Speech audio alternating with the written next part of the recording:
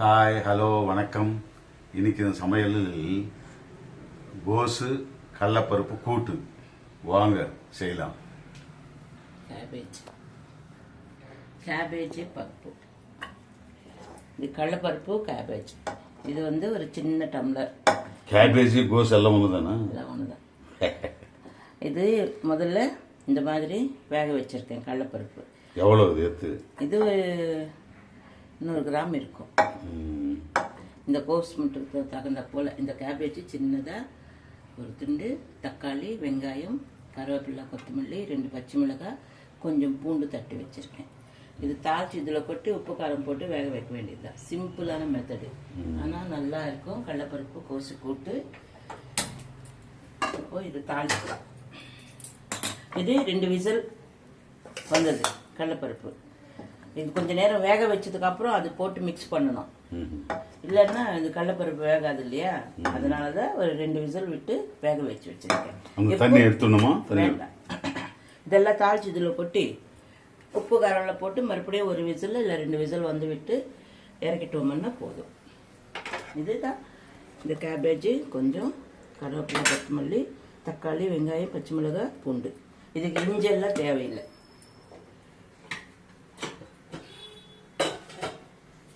ஒரு 2 ஸ்பூன் எண்ணெய் விட்டால் போதும். பார்த்துக்கோங்க, கொஞ்சமாக எண்ணெய், 2 ஸ்பூன் போதும், அதுக்கு மேலே வேணாம்.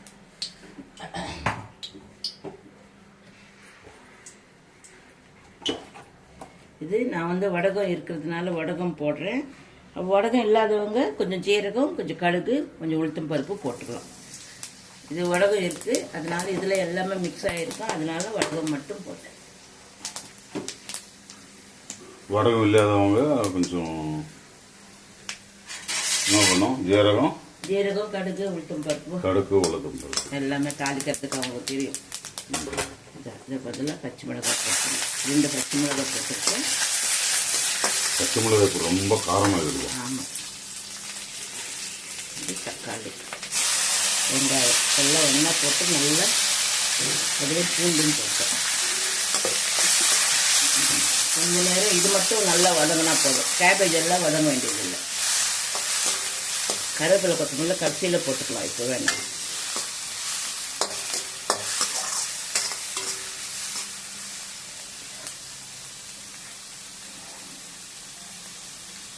தக்காளி, வெங்காயம் நல்லா வதங்கிச்சு.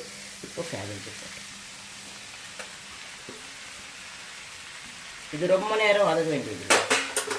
கொஞ்சம் இதில் நல்லா போட்டு கலக்கி வச்சுக்கலாம். தேங்காய் எப்போ போடணும்? இது கொஞ்சோண்டு தேங்காய் முடி, கொஞ்சம் துருவி லாஸ்ட்டில் இறக்கும்போது கொஞ்சோண்டு தேங்காய் துருவி போட்டு இறக்கிட்டோம்னா நல்லா டேஸ்ட்டு நல்லா இருக்கும். அது சிலருக்கு பிடிக்காது, பிடிச்சவங்க போட்டுக்கலாம். கொஞ்சமாக போட்டால் நல்லாயிருக்கும்.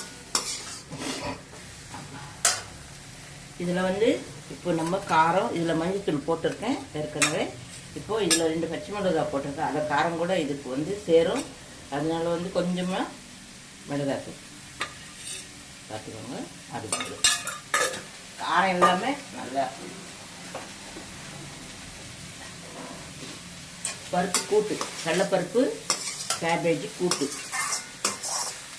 இது வதங்கி வச்சு இதில் போட்டு ஒரு 2 விசில் வந்தால் போதும்.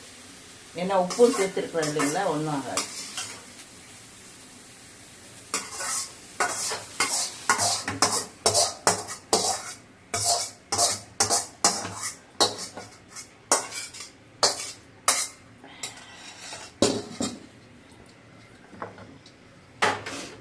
அதுக்கு இப்போ காரம் போட்டாச்சு, உப்பு போட்டாச்சு. இது கொஞ்சோண்டு இது ஜீரக பவுடர் கொஞ்சம், இதில் உப்பு,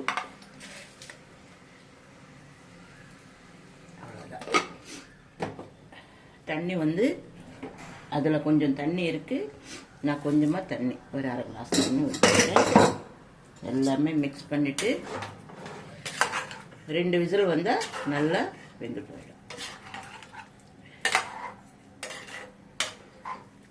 இதுதான் கோஸு பருப்பு கூட்டு.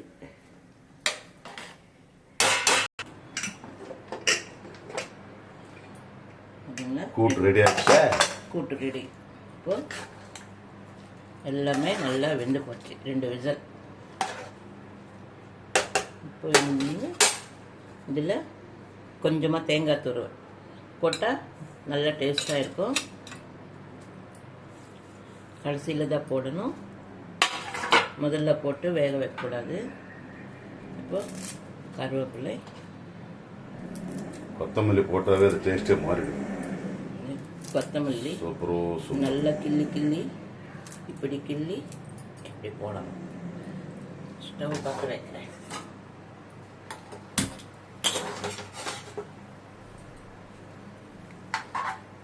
எல்லாம் உப்பு காரம் எல்லாமே போட்டாச்சு. லாஸ்ட்டில் தேங்காய் துருவல், இதுதான் கொத்தமல்லி கருவேப்பிலை. நம்ம பச்சை மிளகாய் போட்டும்போது காரம் கம்மி பண்ணிக்கணும்.